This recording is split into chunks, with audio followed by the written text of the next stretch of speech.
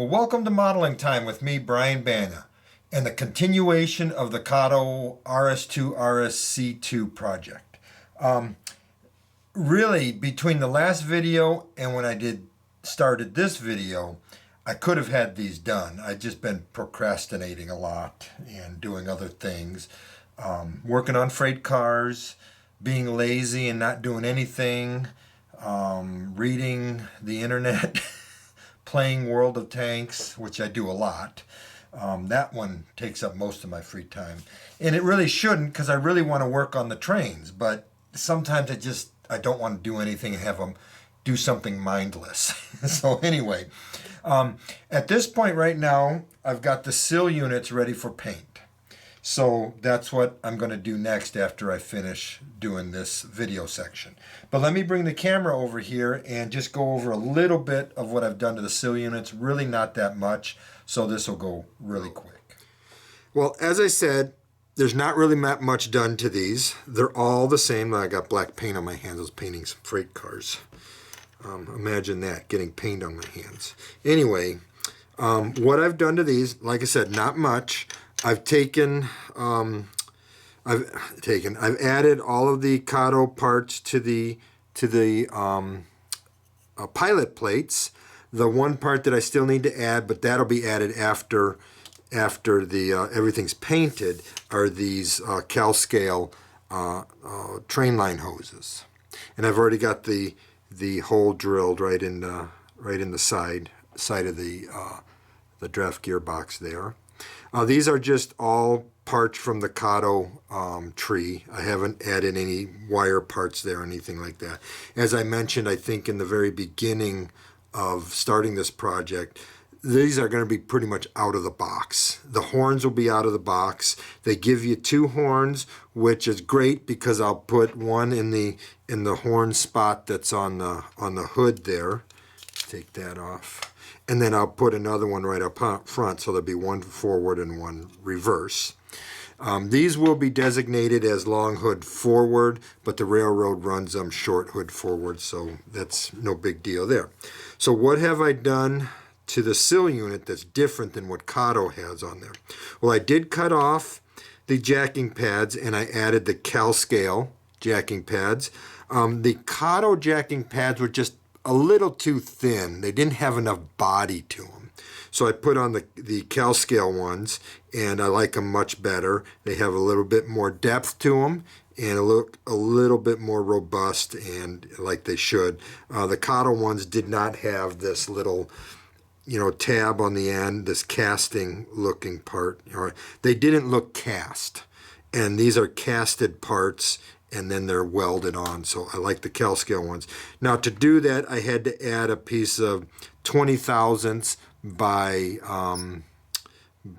60 thousandths styrene strip just behind the sill, just to give it a little bit more of a shelf to glue these onto. So I've done that, and I've also added these CalScale ground lights. There's only one left in the package. They come 4 to a package. I only needed 3. So I added these, and there's just one on the engineer's side, right back behind the jacking pad. And looking at photographs, it looks like it's centered on, like if this was, so let's see. So this goes on this way. And from photographs, it looks like they're centered on this window. So I centered them on that window there. So that's it. That's all it's done. I've grit blasted them, and they're ready for paint. Now, somebody had asked quite a while ago, why do I grit blast stuff? Because the surface is smooth as it is. The reason I grit blast is to give the surface tooth. And the whole reason behind priming a model is, one, to give the surface for your top coat a tooth for better adherence, to unify what you're painting over. So if you got a whole bunch of different parts on here and they're different colors and stuff like that, priming them will unify them. So my grit blasting is mostly to just smoothen out the surface, take off any glue marks, unify the surface, and get it ready for paint. So I really don't have to prime these, and I'm not going to. I will be putting, the first coat that I put on will be like a primer. When I do white, like the bottom step, kick plate, and the step edge, and the edges to the footboards, and the entire sill will be white. So I will shoot that first with Tamiya flat white. When that dries, I'll go back over it with a thin coat of Tamiya gloss white. So that's what I'll be doing there. So once I'm done with this video, or this portion of the video, I will go ahead and get some white shot on these sills. Okay, well, this video episode is about the sill unit and getting that all done, painted, and a little bit of detail that needs to go on it. But I need to take a very small break from that and take a step back to the last video that I put up, the last episode, which was about putting the frame together, putting the trucks on and lubing everything and putting the sound system in and all that. I was running trains this weekend and I found a problem with my lubrication methodology for the trucks and such. So let me get the camera set up over here and I'll show you what I came up with, or what I found out, what the problem was, and how I'm remedying that problem. All right, so all I have left to do is the rear truck on this one. I've got the other two models done.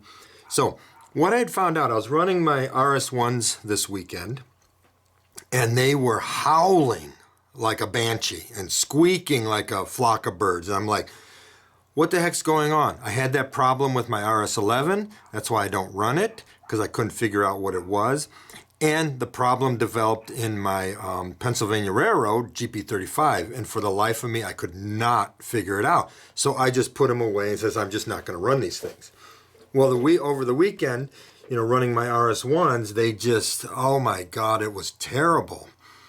And so Sunday, or I came home Saturday night and just put them aside. Sunday, I put them back on the track to listen to them again, and they were squeaking and shushing and all kinds of noises. And I'm like, I had my tantrum. I just said, I'm done with it. I put everything away, and I said, I don't know what to do, and blah, blah, blah, the whole thing. Well, I calmed down later in the day, and I got them out, and I said, okay, I'll go through them methodically, one at a time. It didn't take me long to find out what was wrong. So what I did first, and this is an RS2, but I'll show you what I did first. So basically what I did is I took one truck off, and I left everything together on the truck frame, but I took the worm gear out, and I put the truck back on. And there was no sound at all. And I'm thinking, so something's with the worm gear. Because there was a tiny, tiny bit of a squeak, but not like really loud like I was experiencing on Saturday. So I pulled the gear. I looked at the worm gear, and it was really, really interesting. Now this one doesn't have it because I haven't run these in order for it to happen.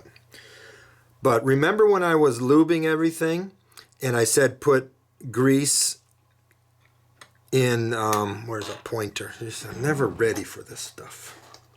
And I said put grease in where these bushings are.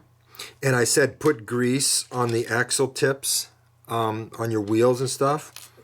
It turns out, don't do that. Do not put grease on bearing surfaces that have 100% contact all the time while they're rotating and generating friction. What had happened was, and it mostly happened in the worm gear, where the grease was up against these bushings, or against that thrust washer, the friction dried it out. And upon drying it out, it burnished it.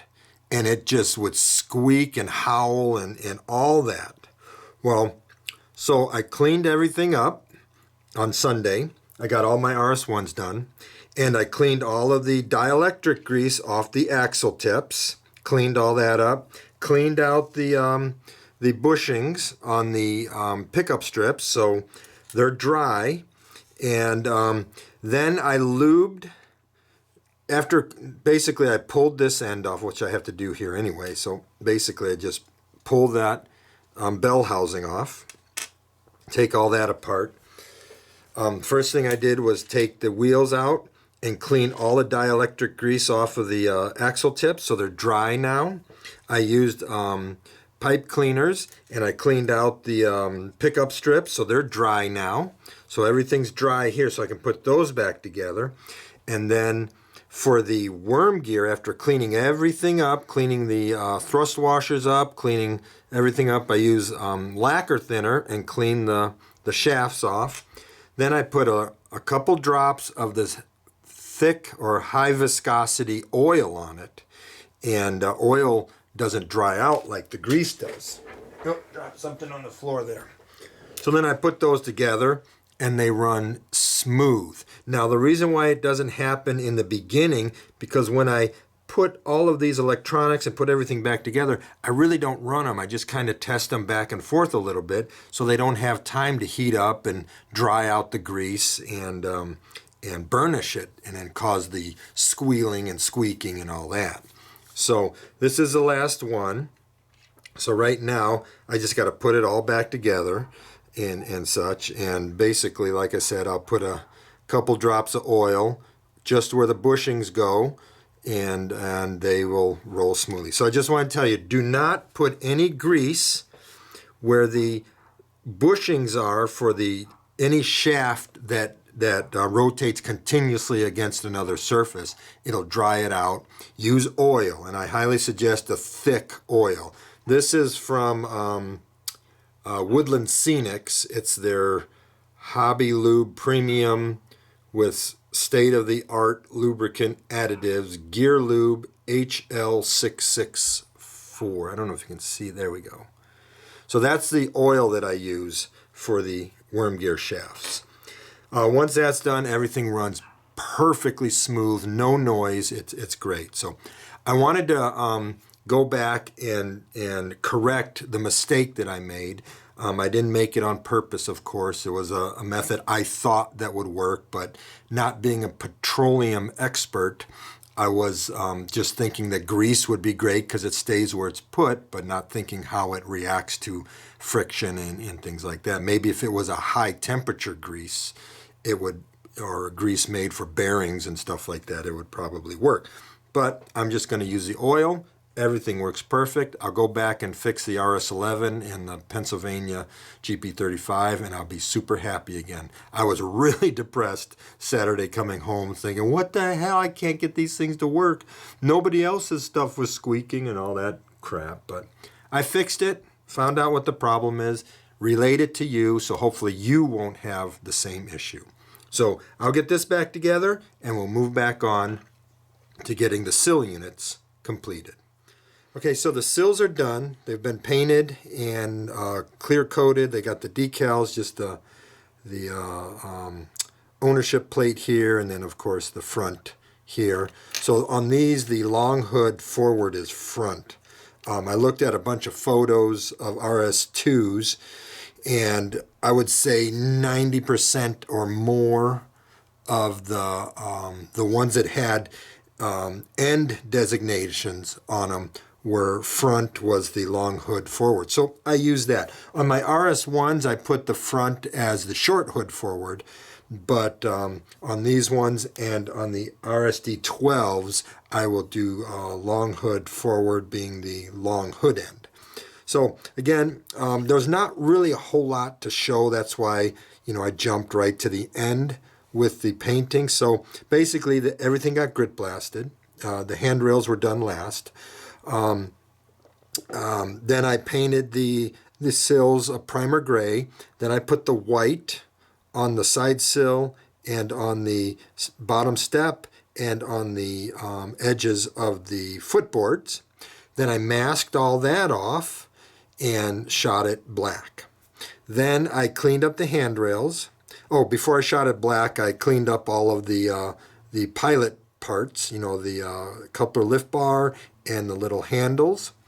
and I cleaned up the, these are the Kato parts. I cleaned up the parting line. And it really didn't take that long. Kato's pretty good at keeping the parting lines to a minimum. So I did that. Then I cleaned up the parting lines on all the handrails, end railings, cleaned them up. Then I grit blasted it all, shot it all in a primer gray. Then I put the white on the ends.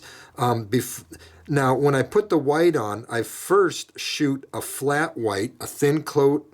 I'm sorry, I'm talking too fast again. A thin coat of flat white, same with the side sill and the step edges and all that. I'll let that dry, and then I'll come back and I'll put a gloss coat of white on them. And I like the gloss because it hardens really good, and it gives us a surface that doesn't pick up any dirt or anything like that, so it'll always stay clean. And if you look at it, you can see how nice and clean the white is on here. If you use flat, it has a tendency to pick up any dirt or smudges or anything like that because of the toothiness of the flat coat. So after that, then after I put on the white, I let that dry for a day, and then I masked off the handrails using bare metal foil or Tester's chrome foil for where the handrail meets the first stanchion, and then the rest of it I just painted on a liquid masking fluid. Then I just painted everything a Tamiya semi-gloss black. Everything is in Tamiya paint. And when that was all dried on, all dry and everything, I peeled off all the masking, I put it all together, then I shot it all in a clear gloss.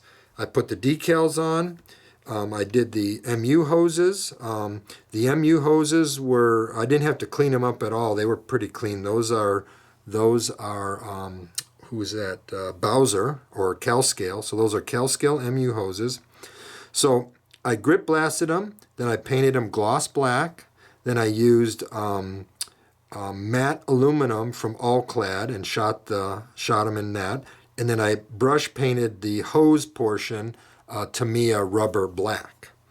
Once that was done, I put a clear coat over the decals again to seal them in, let that dry, and then I put a satin varnish over the whole thing, and that basically takes care of the sill units. So that ends this portion of the build. The next thing to do, of course, is to finish it up and work on the hoods.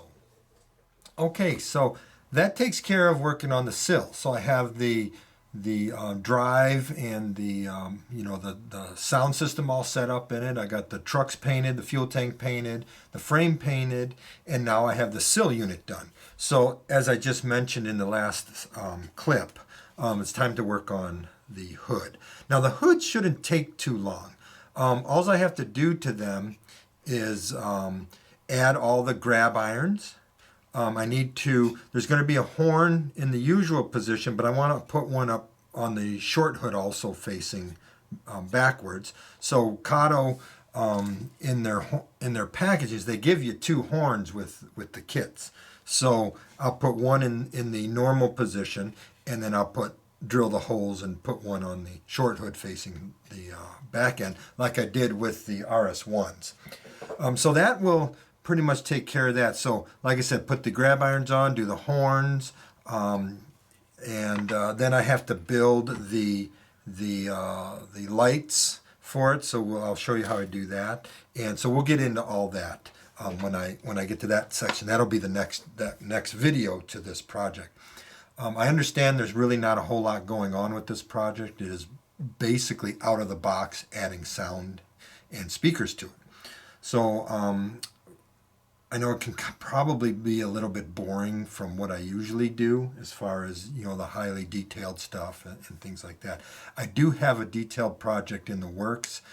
I just haven't been motivated enough to really get into it and start the video for it and stuff. So I'm hoping I'll get back to that. I've been on the downslide of motivation quite a bit the last month or so, and I'm fighting, just putting it all away right now because I don't want to.